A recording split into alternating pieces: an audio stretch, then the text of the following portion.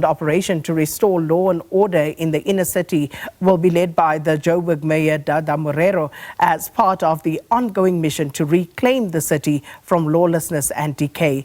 Morero has emphasized the importance of collaboration and collective action to address the city's challenges. SABC News reporter Ntlantla Kgatlhane is on that story for us. Let's take you there.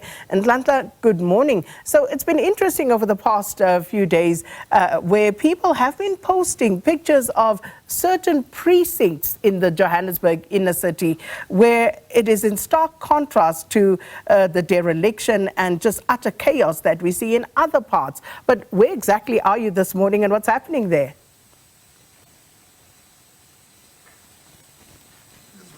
Coming to you right here from the city center of the economic hub of the country, right here in Johannesburg, where, like you just alluded to, action being taken by the mayor of Johannesburg, Dada Morero. I mean, Sakina, if you remember, a lot of people, when they talk about Johannesburg, they say that it's not as the same.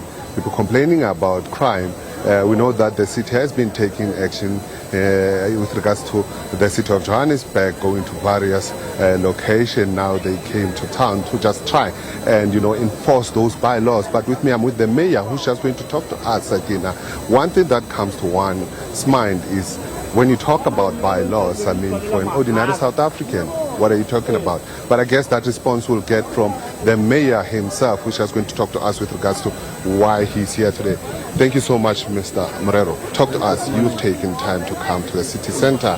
Since our arrival here, people going up and down, stores being open. Why are you here? Now, remember, we started a program to deal with illegal trading on the 2nd of October. So we've been here. So today I'm here just to conduct oversight to see progress that we're making. There are programs that we'll be doing in the street in particular, so that we can reclaim it and restore it as part of the broader rejuvenation of the inner city. We have made good progress thus far. Now we are looking at fixing the infrastructure, the water infrastructure underneath, and then we'll then be fixing the pavements and the roads. So we think that we have made good progress, and I think communities generally and the residents generally are beginning to see progress on the commitment that we have made in terms of reclaiming the city of Johannesburg and reclaiming our streets in an attempt to bring Johannesburg to almost what it used to be. We're talking about reclaiming. I mean, this is not a one-sided thing when you talk about infrastructure, when you talk about service delivery. Bylaws. For an ordinary South African, when you talk about these bylaws, especially in town, what are you referring to? I mean, somebody can just come and say that there are bylaws. What do they entail? Well, bylaws means there are certain things you can do and there are things you cannot do. For example, the bylaw in the city of Johannesburg doesn't allow anyone to trade clothing in the streets. It's outlawed. You are not allowed to do that. So we must then constantly teach our communities. So what we have done, we have a stand here of officials from the Johannesburg Property Company that are stationed here to share information with those that are tenants here in terms of what bylaws they must comply to. So that's the work that we constantly be doing on educating people on different bylaws that have been passed by council. How are you going to ensure you enforce them? I mean, one thing that I also picked up before I let you go is that when we came here, all these stores behind you were open. Some of them are closed now. Well, I don't know why they've decided to close, because I suppose they are in the right spaces. They should be complying, unless you may find that some of them have counterfeit. Some of them might be illegal and undocumented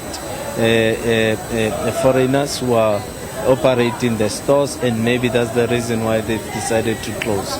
We're focused here. We'll be enforcing the law, ensuring that even the shops around here do comply to the bylaws. Next week we'll be coming also to enforce in terms of rates and taxes, in terms of payment of municipal bills. So we'll be coming to enforce, to check who has not paid, who's owing the city, why are you owing the city. So we're enforcing collection next week. So it's a program that is unrolling. And once we think we're halfway to what we have achieved in this street, we'll be moving to other streets. In little over a month, you'll be hosting the G20. Yes. Something that probably has been, keeping you awake at night to ensure that it's perfect as South Africans expect. How far are you? Are you ready? Are you confident? I know you've had this question before. Well, it's an exciting period for South Africa to be hosting the G20. And we are confident that we have done things that needed to be done. There's one or two or few things that still needs to be done to ensure that the environment in which the G20 will be hosted looks good and looks clean. The environment in which our guests will be staying in the hotels in Sandton and everywhere else, that the environment is proper and movement from hotels to the conference center is seamless. So we're excited about the G20. Thank you so much. That was the mayor here in Johannesburg, who was just saying that they are continuing with this operation to ensure that they reclaim back the city, and also in conclusion saying that with regards to the G20 or the upcoming summit, which is going to take place in late November, saying that they are ready to host that event, and they're excited that they will be holding that, or rather hosting that global event. Sakina, with that being said, back to you in studio. Oh, thanks so much, Ntlantla Kgatlhane, with the mayor of the city of Johannesburg.